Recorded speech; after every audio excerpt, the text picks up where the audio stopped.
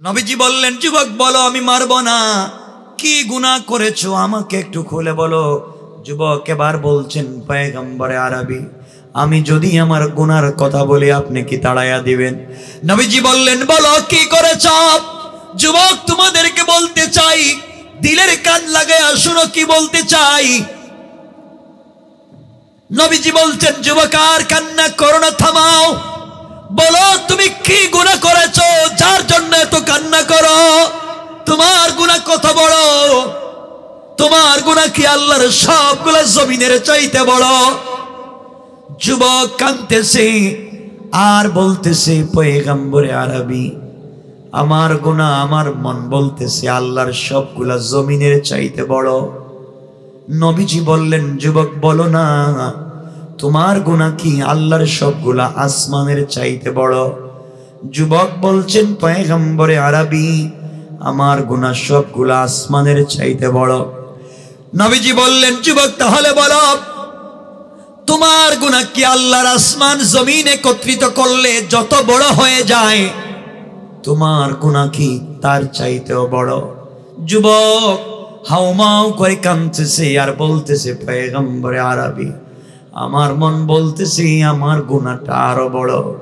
এবার নবীজি বললেন, যুবক জবাব দাও, তোমার গুনাহ কি আল্লাহর 7টা জাহান্নামের চাইতে বড়? যুবক বলতেছেন, পয়গম্বরে আরবি, আমি যে গুনাহ করেছি এই গুনাহগারকে আল্লাহ 7টা জাহান্নামে দিবেন না, আরো কোন স্পেশাল জাহান্নাম বানাইয়া আমাকে দিবেন, আমার গুনাহ আরো বড়। নবীজি বললেন, যুবক বলো না, তোমার গুনাহ কি আল্লাহর 8টা জান্নাতের চাইতে বড়?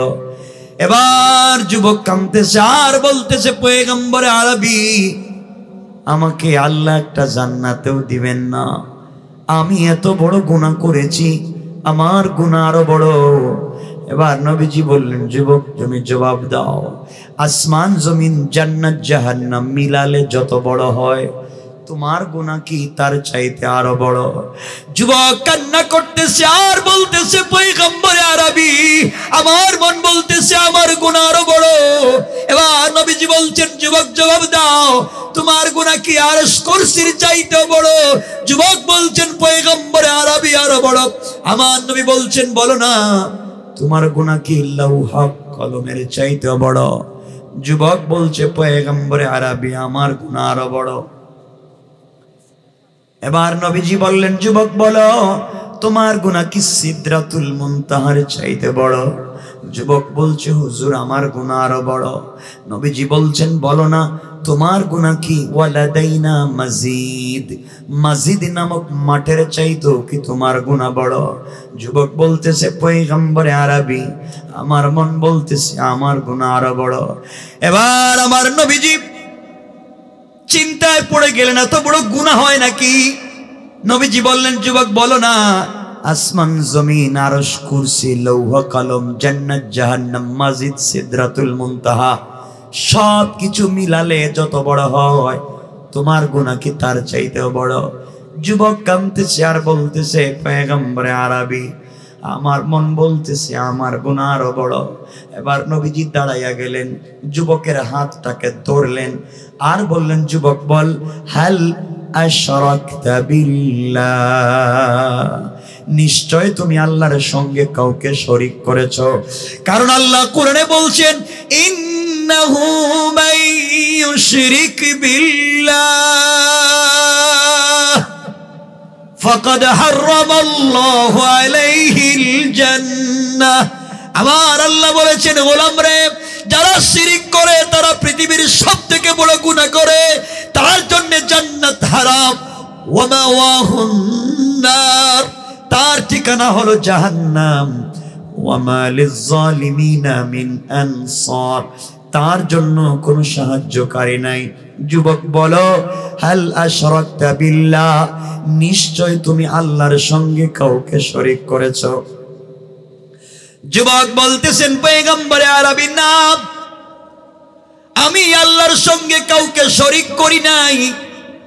এবার নবীজি বললেন, তাহলে বলো, হাল কতালতা নাফসা, তুমি অন্যায়ভাবে কোনো মানুষকে কি হত্যা করেছো? যুবক বলছেন, হুজুর না, আমি কাউকে হত্যাও করি নাই। নবীজি ডাক দিয়া বললেন, যুবক রে, তুমি কাউকে হত্যাও করো নাই, তুমি আল্লাহর সঙ্গে শরীকও করো নাই, তাহলে তোমার গুনাহ এত বড় হলো, গুনাহটা আমাকে বলো। এবার যুবক কাঁদতেছে আর বলতেছে, পয়গম্বরে আরবি, তাহলে শুনেন আমার গুনাহ কি, যেই জন্যে আমি কান্না করি, সারা রাত জমিনে সেজদায় মাথাটা লাগাইয়া কাঁদছি। আমাকে নিয়ে আপনার বাড়িতে এসেছেন পয়গম্বরে আরবি, আমি হলাম এই মদিনার সব থেকে বড় একজন কাফন চোরা। কিশোর কিশোর পয়গম্বরে আরবি, আমি হলাম এই মদিনার সব থেকে বড় কাফন চোরা। আল্লাহর পয়গম্বর মুচকি হেসে বললেন, যুবক রে, তুমি কাফন চুরি করেছো, কাবিরা গুনাহ করেছো, তাওবা করলে আল্লাহ এই গুনাহ মাফ করে দিবে, তাহলে তুমি নিজেকে এত বড় অপরাধী মনে করার কারণ কি? যুবক চোখের পানি ছেড়ে কান্না করে বলছেন, পয়গম্বরে আরবি, না, আমার গুনাহ এখানে শেষ না, গুনাহ তো শুরুই করি নাই। নবীজি বললেন, কি করেছো বলো না। যুবক বলতেছেন, পয়গম্বরে আরবি, আমি হলাম এই মদিনার সব থেকে বড় একজন কাফন চোরা। কাফন চুরি করে বাজারে বিক্রি করা আমার কাজ। এই বিক্রি করা টাকা দিয়ে আমি চলি, আমার পরিবারকে চালাই, এইভাবে আমাদের দিন চলে যায়।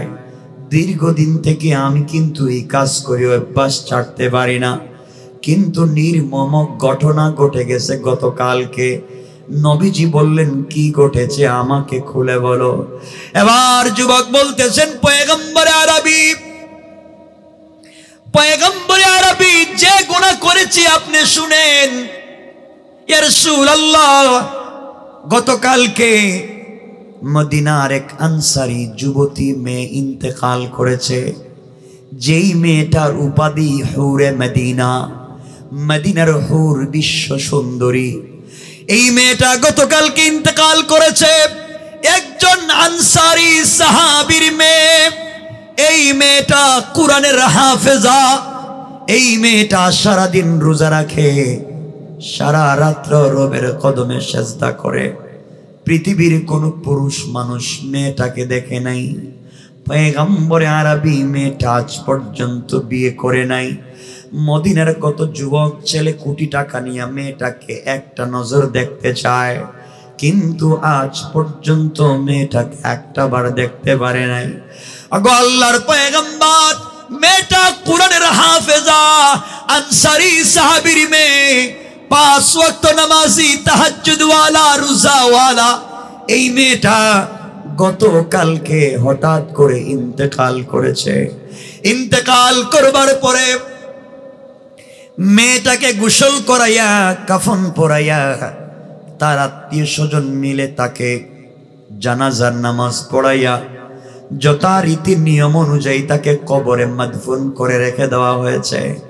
পয়গম্বরে আরবি, এই মেয়েটা ইন্তেকালের পরে তাকে যখন কবরে রেখে দেওয়া হয়েছে, কবর দিয়া আত্মীয় স্বজন পরিবারের সবাই যার যার বাড়িতে চলে গিয়েছে। রাত্র যখন গভীর হয়ে যায়, গভীর রজনীতে আমি আমার চিরাচরিত নিয়ম অনুযায়ী, আমি আমার কাজ অনুযায়ী গুরুস্থানে চলে গেলাম। নতুন কবরটা খনন করতে শুরু করলাম। যেই মানুষটা নতুন মারা যায়, তার কবর খনন করে কাফনের কাপড় বাজারে বিক্রি করাই আমার ব্যবসা, আমার নেশা, আমার পেশা। এই নিয়তে এই মেয়েটার কবর খনন শুরু করলাম। কবর খনন করতে করতে কবরের ভিতরে ঢুকে পড়লাম। পয়গম্বরে আরবি কবরের ভিতরে ঢুকে 5টা কাফনের কাপড় আমি চুরি করলাম। 5টা কাফনের কাপড় চুরি করে হুরে মদিনা, বিশ্ব সুন্দরী, কুরআনের হাফেজা, তাকে উলঙ্গ করে কবরের ভিতরে তার লাশটাকে ফেলে দেয়া।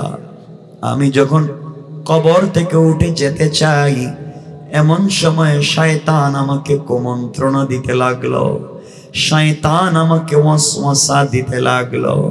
শয়তান আমাকে বলতে লাগলো, আহম্মক, বেওকুফ যুবক, তোর মতো বেওকুফ দুনিয়ার জমিনে আর নাই। ও যুবক, তোর ভিতরে কি যৌবনের চাহিদা নাই? তোর ভিতরে কি শারীরিক চাহিদা মিটাবার মতো শক্তি নাই? যুবক রে, তুই কি তোর ভিতরে জওয়ানি নাই? ও যুবক, ও যুবক, তুমি কাকে কবরের ভিতরে একা একা রেখে যাও? যেই মেয়েটাকে দেখবার জন্য মদিনার ছেলেরা লাইন ধরে দাঁড়িয়ে থাকে, যেই মেয়েটাকে একটা বার স্পর্শ করার জন্য কোটি টাকা দিতে চায়। যুবক, যেই মেয়েটা সত্যি আজ পর্যন্ত কোন পুরুষ স্পর্শ করে নাই, মেয়েটা হুরে মদিনা, বিশ্ব সুন্দরী, এমন একটা মেয়েকে উলঙ্গ করে কবরের ভিতরে ফেলে দিয়ে চলে যাও। তোমার ভিতরে কি যৌবনের চাহিদা নাই? যুবকরে, তুই যদি এই মুহূর্তে এই মেয়েটার সঙ্গে কবরের ভিতরে জেনা করস, বলেন না নাউজুবিল্লাহ। সবাই বলেন নাউজুবিল্লাহ। ও যুবক, তুমি যদি কবরের ভিতরে এই মেয়ের সঙ্গে জেনা করো, তাহলে তুমি তো বিশ্ব সুন্দরী মেয়ের সঙ্গে জেনা করতে পারলে, মেয়ে বিশ্ব সুন্দরী একটা মেয়ের সঙ্গে মেলামেশা করতে পারলে, তুমি তোমার যৌবনের চাহিদা মিটাতে পারলে। এমন মেয়ে তো কোটি টাকা দিয়ে স্পর্শ করা যাবে না। পয়গম্বরে আরবি শয়তানের ওয়াসওয়াসায় পড়ে, শয়তানের কুমন্ত্রণায় পড়ে এক পর্যায়ে হাতের লাইট দিয়া, আলো দিয়া, টর্চ দিয়া কবরের ভিতরে আলোটা লাগাইয়া দিলাম। তাকাইয়া দেখি সত্যি তো বিশ্ব সুন্দরী একটা মেয়ে। এত সুন্দর কোন মেয়ে মানুষ পৃথিবীতে হয় কিনা জানি না। পয়গম্বরে আরবি এক পর্যায়ে শয়তানের ওয়াসওয়াসায় পড়ে এই কবরের ভিতরে কোরআনের হাফেজা হুরে মদিনার সঙ্গে জেনা করেছি, বলেন না নাউজুবিল্লাহ। পয়গম্বরে আরবি কবরের ভিতরে জেনা করার পরে আমি আমার যৌবনের চাহিদা মিটাইয়া 5টা কাফনের কাপড় চুরি করে যখন কবর থেকে বের হয়ে যায়, এমন সময় আমি শুনতে পাই এই মেয়েটা জিন্দা হইয়া কথা বলতেছে। আমি শুনি, আমার কানে শুনি মেয়েটা কথা বলতেছে। মেয়েটা আমাকে ডাক দিয়ে বলতেছে, যুবক রে, সত্যি তোর মতো আহাম্মক নাফরমান আল্লাহর জমিনে আর নাই। ও যুবক, কয়েক মিনিটের আনন্দের জন্য তুই কেমনে আজীবন জাহান্নাম কিনে নিলে? যুবক রে, সারা জীবন আমি আমার চরিত্রের হেফাজত করে আসলাম, সারা জিন্দগি আমি আমার চরিত্রের হেফাজত করেছি। দুনিয়ার কোন পুরুষ আমাকে স্পর্শ করা দূরের কথা, আমাকে দেখেও নাই। আর তুমি আমার সঙ্গে কবরের ভিতরে জেনা করলে। যুবক রে, মৃত্যুর সময় মা বাবা গোসল করায়া কবরে আমাকে দিয়েছিল। আমার বিশ্বাস ছিল আমি অযু অবস্থায় পবিত্র রবের সামনে দাঁড়াবো। যুবক, তুমি আমার সঙ্গে জেনা করে আমাকে অপবিত্র করে দিলে। আমি এখন রবের সামনে অপবিত্র হিসাবে দাঁড়াইয়া যাব। গোটা জিন্দেগি চরিত্রের হেফাজত করলাম, দুনিয়ার কোন মানুষ জীবিত থাকা অবস্থায় স্পর্শ করতে পারলো না। আজ মরে গিয়া তোর মতো নরপশু থেকে নিজেকে বাঁচাতে পারলাম না।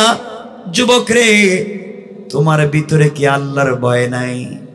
কবরের ভিতরে তোমাকে সাপ বিচ্ছু কামড়াবে, কিয়ামতের দিন তোমাকে জাহান্নামে যাওয়া লাগবে। ও যুবক, আমি মাসলুম, তুমি জালেম। কিয়ামতের দিনে আল্লাহর আদালতে তুমি জালেমের বিরুদ্ধে আমি বিচার দায়ের করব। তুমি আমার সতীত্ব নষ্ট করেছো। আজকে মদিনার কোনো মানুষ দেখে নাই, কারণ সবাই যার যার বাড়িতে পৌঁছে গিয়েছে। আমার আত্মীয় স্বজন কেউ দেখে নাই, কারণ রাত্র গভীর হয়ে গিয়েছে। আমিও তোমাকে বাধা দিতে পারলাম না, আমি মৃত। কিন্তু আমি মাজলুম, তুমি জালেম। কিয়ামতের দিনে আল্লাহর আদালতে তোমাকে দাঁড় করাইয়া দিব। জাহান্নাম ছাড়া বাঁচবার ভয় কোনো সুযোগ নাই। এই কয়েক মিনিটের আনন্দের জন্য সুন্দর চামড়াটাকে কেমনে জাহান্নামের আগুন দিয়ে জ্বালাইবা? পয়গম্বরে আরবি এই কথাগুলা মেয়ে যখন কথা বলেছে, আমার দিলের কানে লেগে গিয়েছে, বুকের ভিতরে ভয় ঢুকে গিয়েছে। পয়গম্বরে আরবি নিজেকে সহ্য করতে পারি নাই, হাত পা তখনই কাঁপতে শুরু হয়েছে। 5টা কাফনের কাপড় কবরের ভিতরে ফালাইয়া দিয়া দৌড়াইয়া কবর থেকে উঠে সারা রাত গুরুস্থানে সাজদায় পড়ে কান্না করেছি। আর আল্লাহকে বলেছি, আল্লাহ গুনাহ করেছি, অন্যায় করেছি, শয়তানের ওয়াসওয়াসায় পড়েছি, বলো না কি করলে আমার গুনাহ মাফ হবে, বলো না কি করলে জাহান্নামের আগুন থেকে নিজেকে বাঁচাবো, আল্লাহ বলে দাও না। এইভাবে সারা রাত কান্না করেছি। পয়গম্বরে আরবি সকাল পর্যন্ত চৌরাস্তার মোড়ে এইভাবে সারা রাত জেগে কান্না করেছি। হযরত ওমর আমাকে নিয়ে আপনার বাড়িতে এসেছে, আপনি বলেন না আপনার পায়ে ধরি, আপনি বলেন না আমার মতো গুনাহগারকে কি আল্লাহ মাফ দিবেন। আমার নবী কাঁপতে লাগলেন, চোখের পানি ছেড়ে কাঁদতে লাগলেন, আর বললেন, যুবক রে, সত্যি তোর মতো গুনাহগার আমার মনে হয় আল্লাহর জমিনে আর নাই। একদিকে তুমি জিনা করেছো, অপরদিকে কোরআনের হাফেজার সঙ্গে জিনা করেছো, তাহাজ্জুদ ওয়ালার সঙ্গে জিনা করেছো, রোজা ওয়ালার সঙ্গে জিনা করেছো, আনসারী সাহাবীর মেয়ের সঙ্গে জিনা করেছো, হুরে মদিনার সঙ্গে জিনা করেছো, অপরদিকে তুমি মৃত মানুষের সঙ্গে জিনা করেছো, আবার তুমি কবরের ভিতরে জিনা করেছো। এতগুলা গুনাহ করে তুমি আমি রাসূলের বাড়িতে কেমনে আসছো?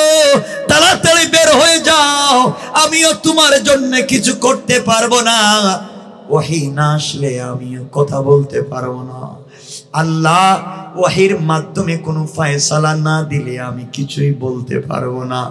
যুবকরে, ততক্ষণে তুমি আমার বাড়িতে দাঁড়াইয়া থেকো না, আমার ভয় হয় তোমার কারণে না জানি আমার বাড়িতে আল্লাহ কোনো আযাব দিয়ে দেয় কিনা। যুবকরে, আমার মনে পড়লো মুসা কালিমুল্লাহর কথা। আমার নবীজি বলছেন, যুবকরে, মুসা পয়গম্বর একবার ৭২,০০০ বনি ইসরাইল নিয়া মাঠের মধ্যে গিয়া বৃষ্টির জন্য আল্লাহর দরবারে দোয়া করেছেন। আল্লাহ পাক মুসাকে বলছেন, মুসা, তোমার ৭২,০০০ মানুষের মধ্যে ৭১,৯৯৯ জন লোক ভালো, ভদ্র, আল্লাহওয়ালা, একটা মাত্র লোক জিনাকার। ওই একটা লোকের কারণে ৭২,০০০ লোকের দোয়া আমি বন্ধ করে দিলাম, এমনকি তুমি মুসার দোয়াকেও বন্ধ করে দিলাম। ও যুবক, একজন জিনাকারের কারণে ৭২,০০০ আল্লাহওয়ালার দোয়াকে আল্লাহ বন্ধ করে দিয়েছে, মুসা পয়গম্বরের দোয়াকে বন্ধ করে দিয়েছে। আর তুমি এত বড় জিনা করে আমার বাড়িতে আসছো, না জানি কোন আযাব আমার বাড়িতে চলে আসে। এর আগে আগে তুমি চলে যাও, আমার বাড়ি থেকে চলে যাও। আমি তোমার ব্যাপারে কোনো একান্ত ব্যক্তিগত ফয়সালা দিতে পারবো না যতক্ষণ পর্যন্ত আল্লাহ ওহীর মাধ্যমে কিছু না জানায়া দেয়। এবার যুবক আমার নবীর বাড়ি থেকে বের হইয়া চোখের পানি ছেড়ে রাস্তায় যায় আর কান্না করে বলছে, আল্লাহ, আমার নাম তো গুনাহগার, তোমার নাম তো আজিজুল গফফার। আল্লাহ, গুনাহ করেছি, অপরাধ করেছি, তুমি ছাড়া আমার যাওয়ার জায়গা নাই। ঘুরে ঘুরে দেখেছি রহমতের নবী আমাকে বের করে দিয়েছেন। আমি জাহান্নাম থেকে বাঁচতে চাই, কবরের আযাব থেকে বাঁচতে চাই, কোথায় যাব? আমার যাওয়ার জায়গা নাই। এইভাবে কান্না করে করে যুবকটা মদিনার সবথেকে উঁচা পাহাড়ের উপরে উঠে গেছে। পাহাড়ের উপরে উঠে গভীর রজনীতে কান্না করতেছি আর বলতেছি, আল্লাহ তাআলা, গভীর রাত্রে তাকাইয়া দেখো আমি গুনাহগার ঘুমাই না, পশু পাখিগুলা বাসায় বাসায় ঘুমায়, কত মা তার সন্তানের গলা জড়াইয়া ঘুমায়, কত ছেলে তার বাবার গলা জড়াইয়া ঘুমায়, কত ভাই তার ভাইয়ের গলা জড়াইয়া ঘুমায়, কত বোন তার বোনের গলা জড়াইয়া ঘুমাইয়া যায়, কত স্ত্রী তার স্বামীর গলা জড়াইয়া আনন্দে ঘুমায়।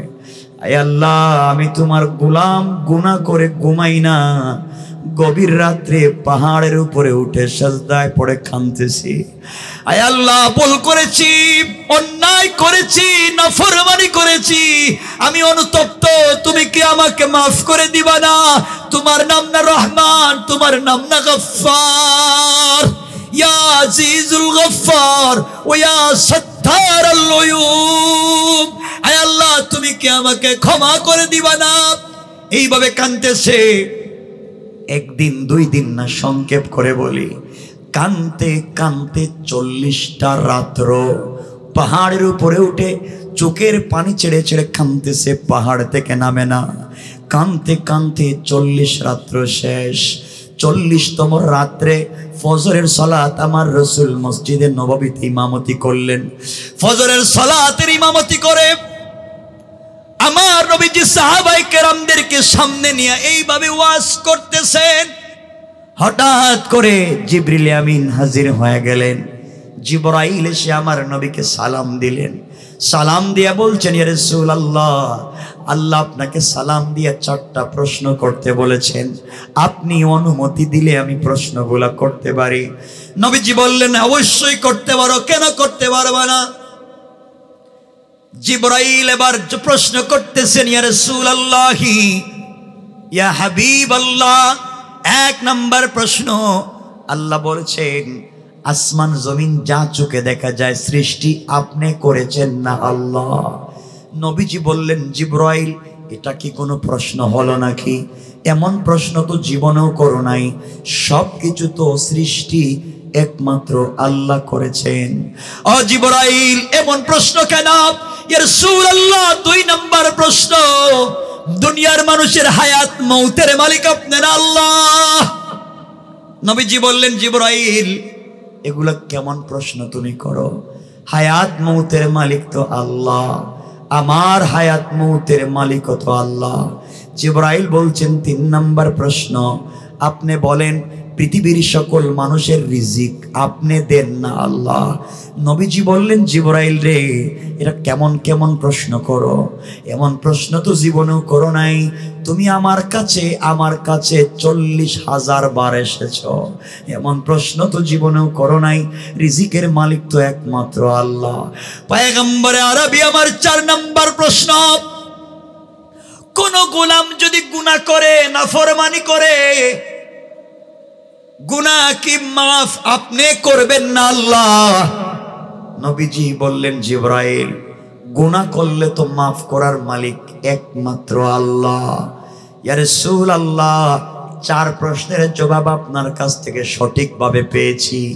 এবার আপনার কাছে জানতে চাই, আজ থেকে 40 দিন আগে একটা নওজোয়ান যুবক কবরের ভিতরে জিনা করে তওবার জন্য, জাহান্নাম থেকে বাঁচবার জন্য হাউমাউ করে কাঁদতে কাঁদতে আপনার বাড়িতে আসছিল। আপনি তার সবগুলা কথা শুনবার পরে ওহী আসে নাই, ওহীর মাধ্যমে আল্লাহ আপনাকে কিছু জানায় নাই। এই বলে যুবকটাকে বের করে দিয়েছেন গুনাহগার হওয়ার কারণে, বড় অপরাধী হওয়ার কারণে। আপনি রহমতের নবীও গুনাহগারকে বাড়িতে জায়গা দিলেন না। আল্লাহ আজকে জানাইয়া দিয়েছেন পয়গম্বরে আরবি, আল্লাহ বলছেন কোন গুনাহগার সন্তানকে গুনার কারণে মা বাবা ঘর থেকে বের করে দিতে পারে, কোন গুনাহগার ছাত্রকে তার শিক্ষক অফিস থেকে, ক্লাস থেকে বের করে দিতে পারে, কোন গুনাহগার গোলামকে এলাকার মানুষ মিলে গ্রাম ছাড়া করে দিতে পারে, কোন গুনাহগার মুরিদকে তার পীর সাহেব বের করে দিতে পারে, কোন গুনাহগার উম্মতকে তার নবী তার জায়গা থেকে বের করে দিতে পারে। পয়গম্বরে আরবি আল্লাহ ডাক দিয়া বলেছেন, তার নিজের হাতে সেই গোলামটাকে তিনি বানাইছেন, এই গোলাম আসমান জমিন পর্যন্ত যদি গুনাহ করে ওপরে ফেলে, এমন কোন গুনাহগার গোলামকে আমার আল্লাহ তার রহমতের দরওয়াজা থেকে 1 মিনিটের জন্য তাড়াইয়া দেয় না। পয়গম্বরে আরবি আল্লাহ এই কথা বলতে চায়, আল্লাহ 1 মিনিটের জন্য কোনো গোলামকে তাড়াইয়া দেয় না।